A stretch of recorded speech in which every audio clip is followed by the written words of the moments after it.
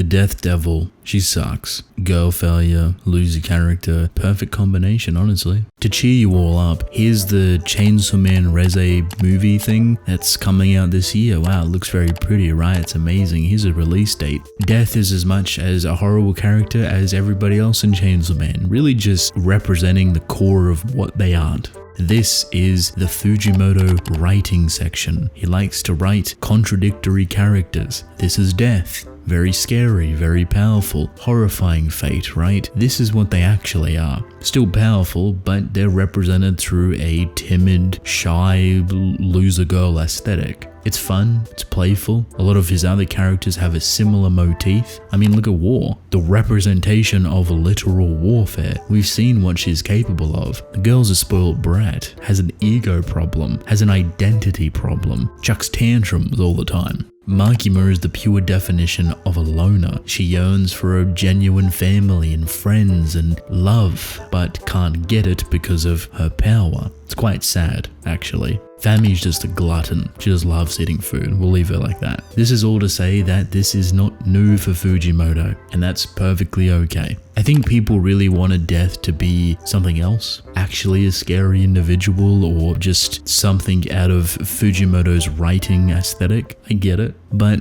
why fix something that isn't broken?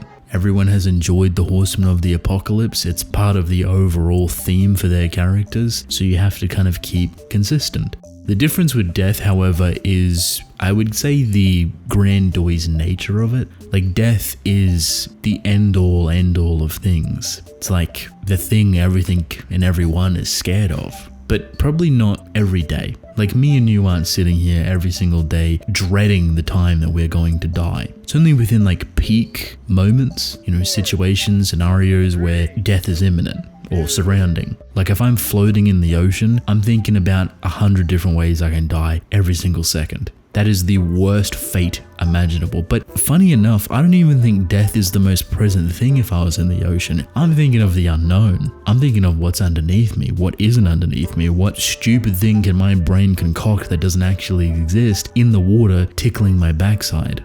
Do you see how death can kind of get backseated relatively easily? And you can apply this to pretty much every single scenario, and it does get blindsided a lot. Very rarely would you stare death in the face and understand conceptually that you are going to die without the fear of something else in front of it. A way that you can navigate this is the general identity of death by having it associated with, funny enough, war. With war comes death. And if you supply that death, visually or vocally or however it may be as propaganda or news or whatever, it has a genuine effect of people hearing it. It makes people start to question their own mortality. The same way that someone might be dying from a horrible disease, they know that their life is trickling down and they're running out of time. So on one hand, it can be very long and painful and self-imposed, and other times it's kind of like a third-party surrounding thing. It's not as straightforward as something like war or control or even famine. It's a bit different. We don't have to overcomplicate it though, because for now, death is kind of nothing. There is some cool things here and there, which lead to some very interesting big ideas. Zombie army, perhaps. But her observation, how she moves, how she acts, she's getting washed 9 times out of 10. And she gets washed in here. I do find it very cute that the way she fights is by boxing. Like, out of all the things you could have picked, all of the tools and the weapons or the devils or whatever, you pick boxing. And I really want to sit here and ramble on about how that could be the deepest, weirdest thing ever, because death within sports is such a common thing. Like, every time you step in a ring, MMA, boxing, martial arts, whatever, even just fighting on the street, death is an acknowledgeable thing. And you kind of have to conquer the other person to win and not die. Does that make sense? On a more professional level, when you enter the ring, you acknowledge death. That there is a chance in here that death will come for you. And every fighter that steps in that ring has to accept that. It's not a general fear that holds fighters back, even though it definitely could. It's more like something that they have to understand. Their perception of death and what that ring actually represents. Are they willing to die in this fight? That could sound interesting, right? See how easy it is just to spiral into like the weirdest observation, the weirdest analysis that probably has nothing to do with what Fujimoto is thinking. He could just create a cute little boxing motif for the Death Devil's loser character. I'm fine with that either way, because it's funny and I like it. She's a very observant character. I think it's going to be funny when she interacts with other people and like points out to them their own failures, but can't point out her own failures. Does that make sense? For some reason I can't think of the word for what that is, but I guess someone that's just ignorant to themselves, maybe a bit of a poser, because she points out all of the wrongs that fake Chainsaw Man is doing. Oh, you're jumping too high and you're extending your arm and this, that, the third. Oh, you do a bit of martial arts, maybe a bit of kickboxing, yada yada. She can pick up on cues and she's very intelligently doing so. Like this is to a degree of accuracy. But the response, she can't do anything about it. She can view all of these things, but she's so weak that it doesn't matter. She tries to square up, she tries to throw some punches, she actually goes in with a lot of confidence, but she's weak and she dies, and then she resurrects, and then she dies again. A stupid character, to be honest, but I love her. I think she's great. Really interested to see how she reacts to someone like Denji or Asa or her sisters, War and Fami. Also, there's definitely going to be a scarier side to her. I don't know what that looks like, if it's the primal fear side or if it's the zombie army she could have. And you're like, what do you mean zombie army? Well, the way that she resurrects is by absorbing the Band-Aid boy, so she's magically back up and put together. And then I started to think, well, maybe that Band-Aid boy isn't actually like dead. Does that make sense? Like that's his corpse, clearly. Like she drained the life force, and, fuels her own yada yada. But maybe that's her way of controlling things. The same way that War does, the same way that Fami does, the same way that Makima does. They all have a variation of control, as in manipulation, as in an army or a weapon. Perhaps this is Death's zombie army. The life force that she drains from people she can keep as weaponry. So for all of the shippers on Twitter that put Band-Aid Boy and Death together, potentially your ship lives on. Just a zombie boy and a death girl. If this is the case, perhaps there is a chance that the reason the Age of Devils is kind of scary is because of the army that Death can bring forward. A deathless army. People that just keep getting back up every single time. But there could be one way for them to die, and that would be Chainsaw Man. That'd be Pochita, being able to erase these perhaps deathless individuals from her army.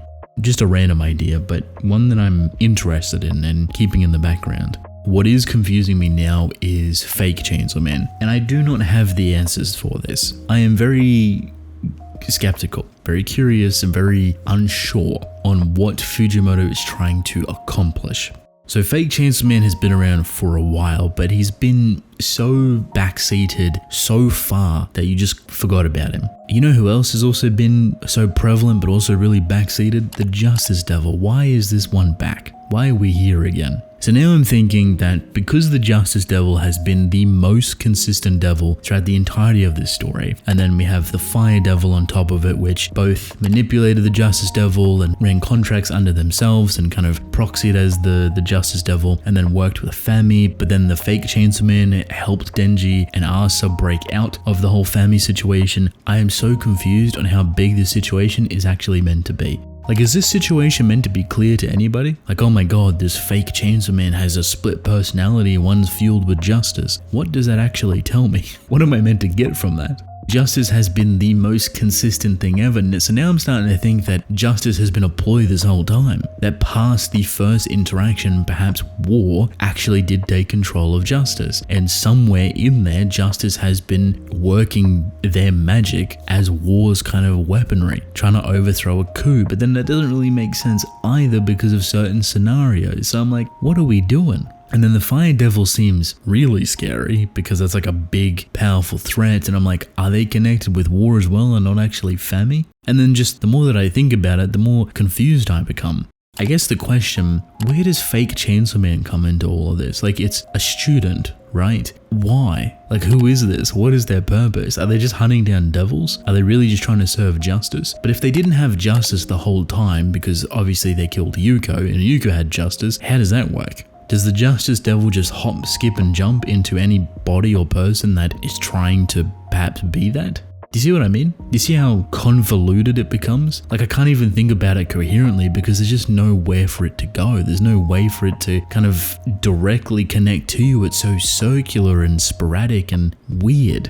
This is the weirdest thing throughout Fujimoto's story, and now I'm kind of half expecting it to have like a pretty big bombshell, a pretty big reveal. But I don't want to hype myself up for that expectation because we might not ever get it. I think we are missing something crucial, something important that perhaps will wrap all of this together really, really nicely. There's so much of a conversation here that we can't access properly because we just don't have those missing links. It's all theories and ideas. I guess my takeaway from it is I like Death as a character. I think they're fun. I think they're quirky. I think they'll play a very interesting role. I don't know how this story ends, and I feel like I say that every single week, but truthfully, the direction for Fujimoto has never been more unclear. That's a scary place to be sat, but honestly, I'm kind of all for it.